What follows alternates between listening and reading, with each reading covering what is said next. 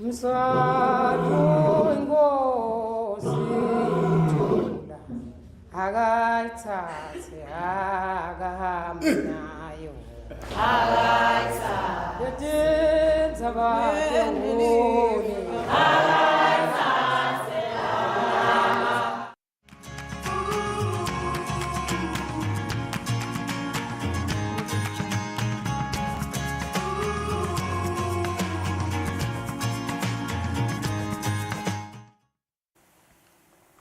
And the clock just went 2 p.m. and you're watching the weekly edition of Market View ERS Tax Talk right here on Eswatini TV. I am Nancy Lesitole. Glad to have you on the program. As we approach the close of the income tax year for 2026, it is important that taxpayers prepare to meet their tax obligations, ensuring compliance with the law. Today we begin a dedicated series on provisional tax payments. Now, whether you're a business owner, a company director, a sole trader, or a small business operator, understanding how provisional tax works can make a significant difference in managing cash flow. The Eswatini Revenue Service is in the studio, and this is a conversation you do not want to miss. But first, let's have a look at our business stories.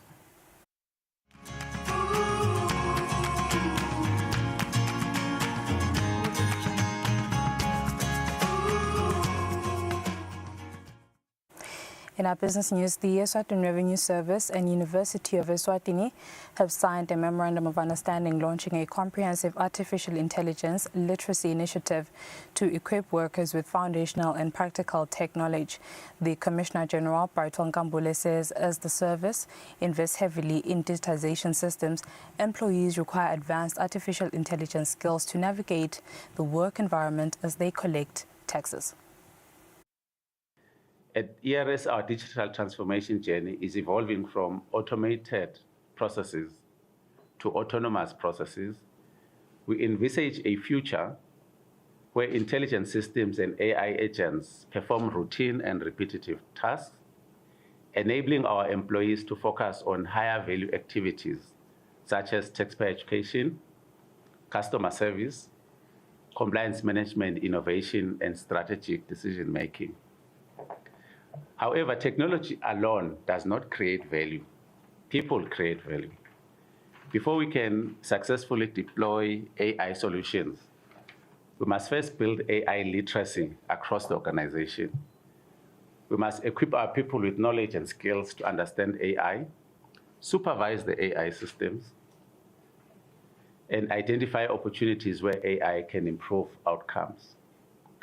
The literacy program therefore represents an important investment in our people. Through the leadership of the University of Eswatini and the UNESCO AI Academy, ERS employees will gain foundational knowledge and practical understanding of artificial intelligence. This will help us build a workforce that is prepared for the future and capable of driving innovation across the organization. But our ambition extends beyond AI literacy. We believe this partnership can position both institutions at the forefront of AI innovation in the whole country. UNESCO Vice-Chancellor Professor Justice Twala unpacks the content of the Memorandum of Understanding. The program envisaged under this agreement will provide a comprehensive AI literacy pathway across all departments of the revenue services. It will cover AI fundamentals, prompt engineering, legal and ethical compliance, practical applications within ERS workflows, workflow automation, governance frameworks, and also institutional controls. The objective is not merely to teach staff how to use AI tools, it is to develop informed professionals who understand both the opportunities and the responsibilities associated with AI adoption in public service. The Commissioner General of the Eswatini Revenue Service says this strategic partnership ensures that no tax collector is left behind in the modern digital economy and will enhance voluntary tax compliance. Reporting, Nelson Langamanda, Fuminko Sindinisa, Ezulwini.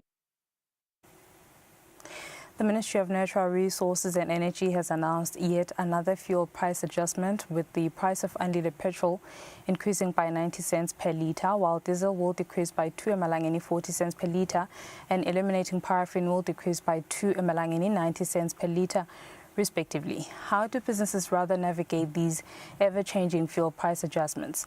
How do they foresee and plan the way to conduct businesses, especially with the US-Israel-Iran tensions around the Strait of Hormuz contributing to rising global oil prices? We're now joined by Head of Trade at Business Eswatini, Musa Masego, to answer these questions for us. Ngamane, good afternoon. Thank you very much for your time. Safe to say you are now officially a friend of the show. So allow me to start here. With the statement by the Ministry of Natural Resources that says, and I quote, international crude oil prices have decreased and traded at an average of $104 compared to the $110 per barrel that was realized back in April this year. Now, from a business and trade perspective, what picture does this divergence paint about global fuel price market dynamics? Good afternoon, Nopsile, and thank you. Just from a broader perspective, I mean, if you're looking at the international oil prices still hovering above $100 per barrel, that means we're still operating in an environment where one can describe it as high fuel or high global oil prices. We do expect to be some volatility because the markets do tend to react very quickly based on, again, the geopolitical tensions you mentioned. One day the markets will react favorably depending on the conditions of the proposed ceasefire. And as we have seen again, when there has been a stall in the negotiations or fresh activities do occur, we also see a spike. So for example, until we see the oil prices going down to around 80 or 70 or 80 US dollars per barrel, we still do expect the fuel situation to remain the same in the country. Right, Musa, diesel will decrease and so will paraffin. Allow me to ask, and diesel is a key input for transport, manufacturing, agriculture and logistics. With the price decrease going down by 40 cents per litre, is this reduction any significant for the cost of doing business in Eswatini? I would say it provides a little bit of relief, but in all honesty, businesses should really adjust to what we can call this the new normal, which is elevated fuel prices. You mentioned the decrease, but the price of fuel still remains volatile. So, you can take advantage of the temporary relief that we're seeing. I do expect that this is obviously a market correction because in the previous iterations, we've seen a huge escalation in the price of diesel. So this is for us just a market corrective measure. But again, it's still hovering in and around 30 emalangeni per litre for diesel. Given our dependence on imported petroleum products, what market interventions would Business Eswatini like to see, to kind of shield businesses from future price shocks? Obviously, the one specific to Eswatini long term is the completion of the strategic oil reserve, which would help in just smoothing out some of these volatilities. Until then, we are very much susceptible to, the supply chain shocks that we have been seeing. And we can only advise in terms of re-engineering some of the supply chain processes. This is just a fancy way of saying having a look at, first of all, diversifying your logistics and freight sources so that you can reduce single source vulnerabilities. You do find that some of our suppliers react a little bit better and are able to absorb or cushion some of these volatilities. So if you have limited, or at least, you have one supplier or of your transport and logistics, that leaves you extremely exposed. So if there are any alternatives in terms of diversifying, that would also help. I think, again, just in terms of re-looking at how we source goods, another possible option to look at is where appropriate, re-looking the just-in-time delivery method and trying to transition that to more of a pooling mechanism where you're now looking at more local storage or warehousing.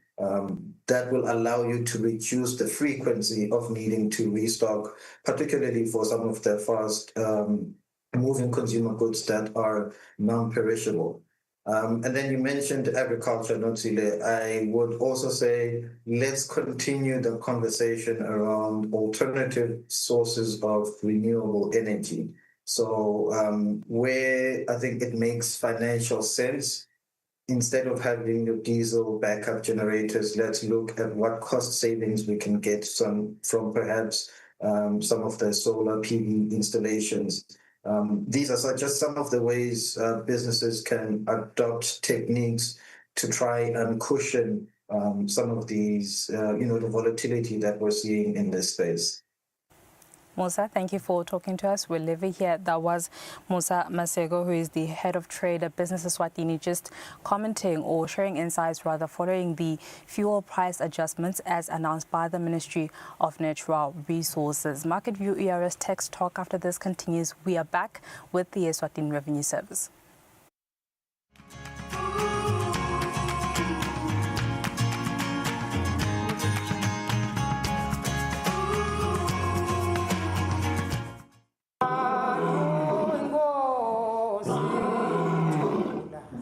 akayithathe akahambe nayo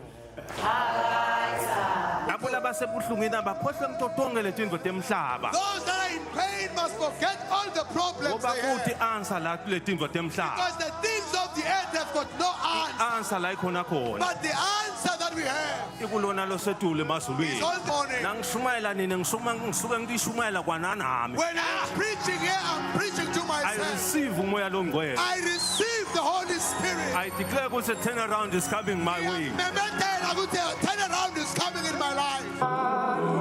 inkosi akayithathe akahambe nayo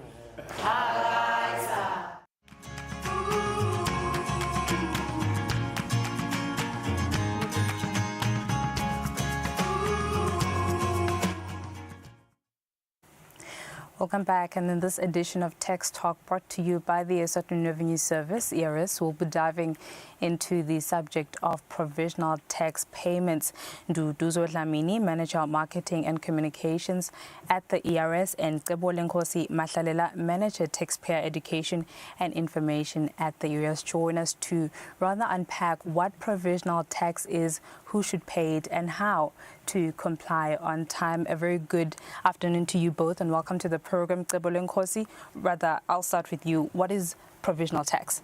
Good afternoon, Notsile. Good afternoon to our viewers as well. So yes, indeed, it is that time of the year once again where most of our clients are preparing to close the tax year 2026, which will close 30 June 2026 for the clients that are in alignment with the tax year of ERS that runs from 1 July to 30 June the following year. One of the most important components, Notsile, when they are preparing to close their tax year is that of provisional tax. In Siswati, we refer to provisional tax as sibekela mthelo, simply meaning these are advance payments which you make towards your income tax. These are installments that you pay throughout the duration of the year, and they assist, or rather this payment method assists the client such that when they now eventually file their annual income tax return, they are not faced with huge lump sum or huge tax liabilities because they have adhered to the payment of the installments during the course of the year. So really provisional tax is that, and we would really like to encourage our clients to look up for information.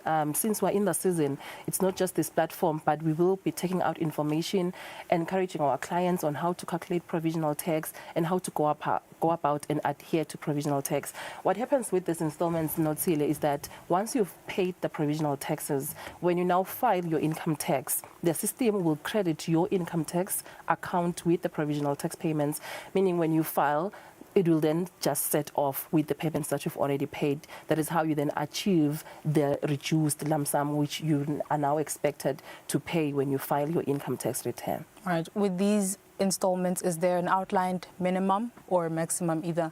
Okay, with the calculations, as we're going to continue with the series, we'll be unpacking how you go about with the calculations. But what I like the most is that with the self-service portal tax is, all the formulas and the calculations are already embedded in the system.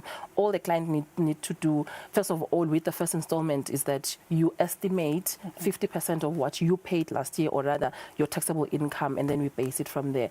But for today, it's just to introduce the subject of provisional tax and also encourage our clients to take advantage of this payment method, because once you now file your annual income tax return, you'll be at a better position, because you might even not pay anything, because probably you've done your estimates almost accurately to the point that the sort of just makes you not owe anything at the end of the day. And thank you very much, Cebo Nduduzo.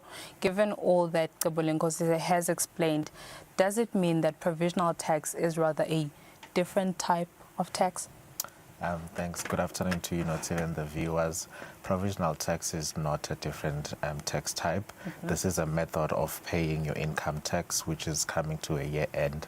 So Cebo did mention that in Siswati it's called Esibekela Mthelo. So we are just encouraging our clients to start putting something towards their income tax. Otherwise, it's not a different tax type.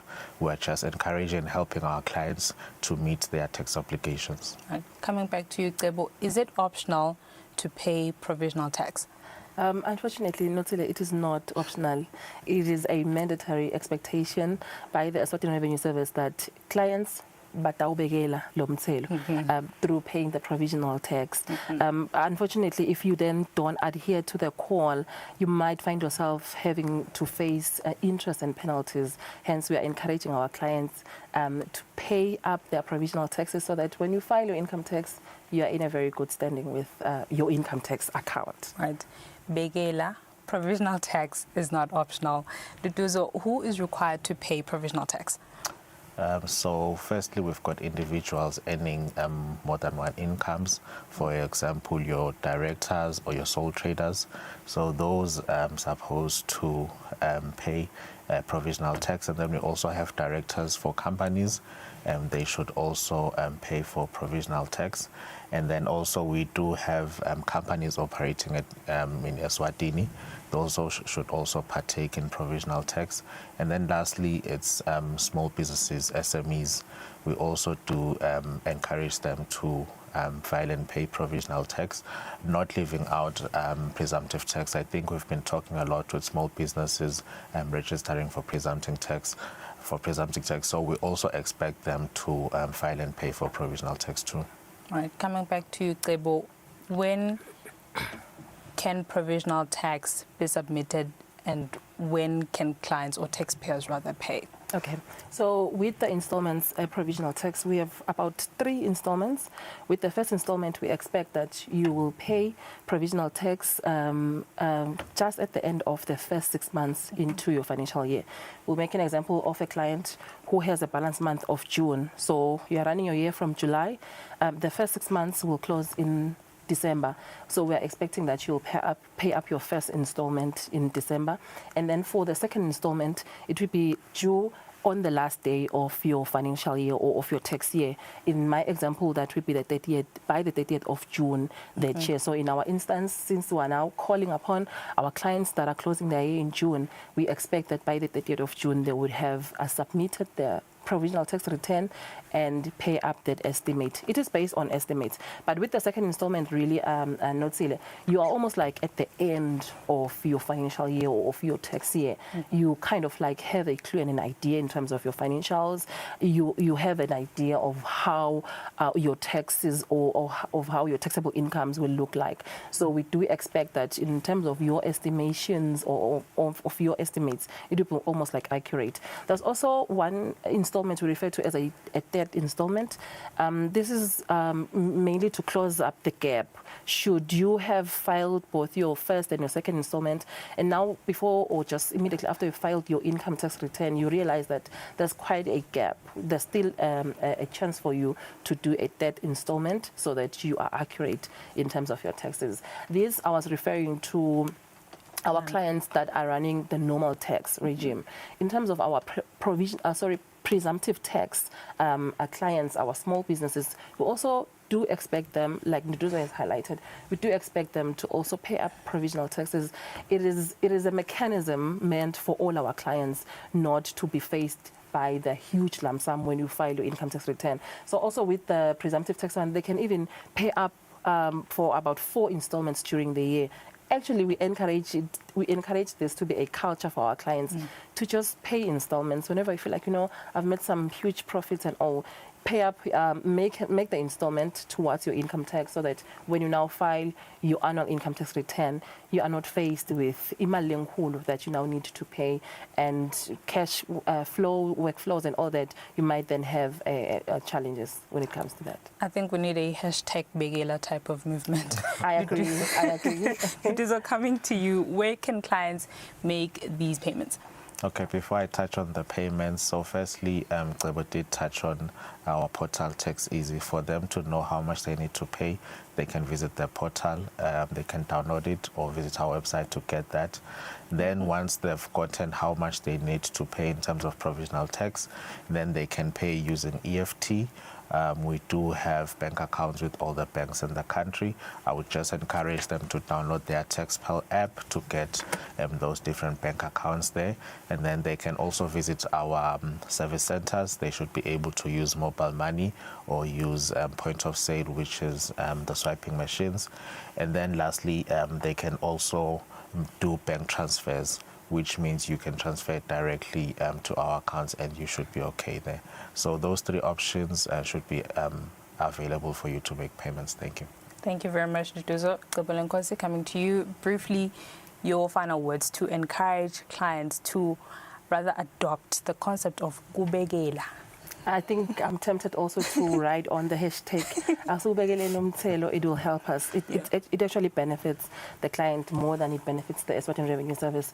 My parting shots really would be to encourage all our clients to file in their provisional tax returns by the 30th of June, those that are running the year July to June. But if you are running a different balance month, as we have already alluded, the first 6 months will be your first installment, then the second installment is due on the last day of your balance month. Meaning if you are a December balance month, for the 30th of June, it means for you, it will be a first installment. I'd like to encourage our clients to adhere to these deadlines and ensure that they reach out to the Eswatini Revenue Service. We are available to assist them in terms of the calculations.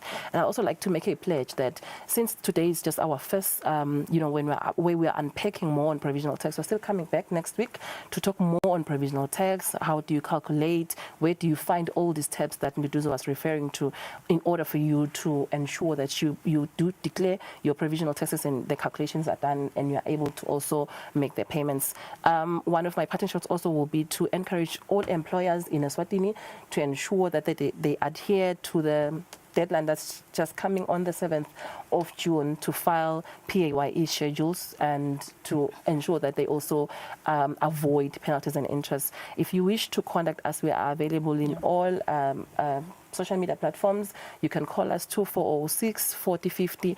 You can also send us an email and we are available. Lady and gent, thank you very much to you both. That was Nkosi Mahlalela and Nduduzo Dlamini, both from the ERS. And today we were talking about the provisional tax payment as we are approaching the end of the 2026 income tax year. This is Market View ERS Tax Talk. We're back with our economist after this.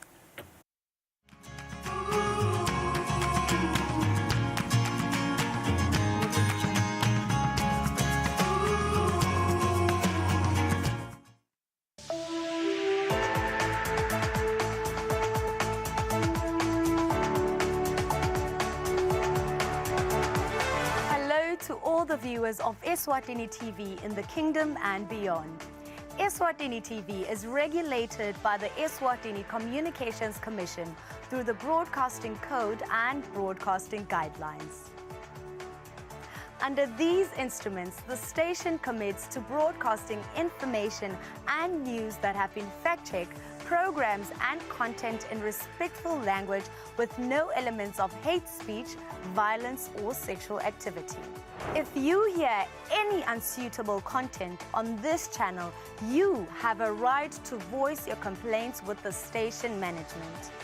Should you not be satisfied with the response or action taken, you can escalate your matter to the Communications Commission at PO Box 7811 Babani. Call 2406 7000 or send an email to info@esccom.org.za. For more information, visit www.esccom.org.za.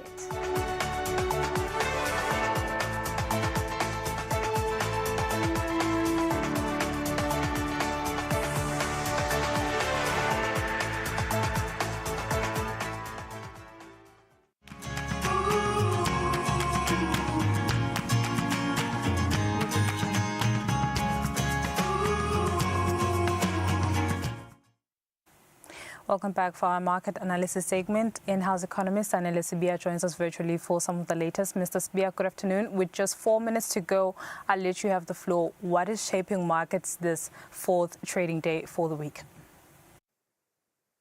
Thank you, Notsile. Good afternoon to you, and also good afternoon to the viewer. So what we are seeing moving markets is the escalating tensions in the Middle East. We have seen, Tehran is sending a bit also some missiles into the likes of Kuwait, and we've also seen that America is saying that they are getting closer to a peace deal. But what we are seeing is those tensions, and now that has led to markets losing their winning streak. In the US, we're seeing the Dow Jones Industrial Average down 620.72 points. The Nasdaq Composite Index down 239 points, and the S&P 500 down 56.1 points. Then moving on to Europe, what we are seeing again is markets are still pricing that volatility in, with London losing 69 points. We can see that it's back on the 10,200 mark, which shows that it's really feeling the pinch. It's pricing this price of volatility too much. And then Germany and France are relatively flatlining, but on the green overall. But if you look at the numbers, they're showing that they're down, and you are seeing that dip being caused by those escalating tensions. Same thing if you cross over to Asia. The Nikkei is down 931 points. The Hang Seng is down 379 points, and the Shanghai Composite Index is down 26.19 points, largely driven by the geopolitical tensions. South Africa is one of the biggest losers, losing 708 points in today's trade to sit on that 112,000 mark, which is one of the all-time lows. And then Eswatini, there is no change. Commodities, gold is up, and oil is down, given oil is slightly down from the $97 per barrel mark, and gold is up because of that geopolitical tension. In the exchange rates, the Lilangeni is doing relatively well, but the numbers that we are seeing are still far below what we saw on Wednesday. Thank you, Notsile. Thank you very much, Mr. Spear. In-house economist Anele Sibia coming through with market insights. Otherwise, this has been the weekly edition of Market View ERS Text Talk right here on Eswatini TV. Let's meet again next time. Bye-bye.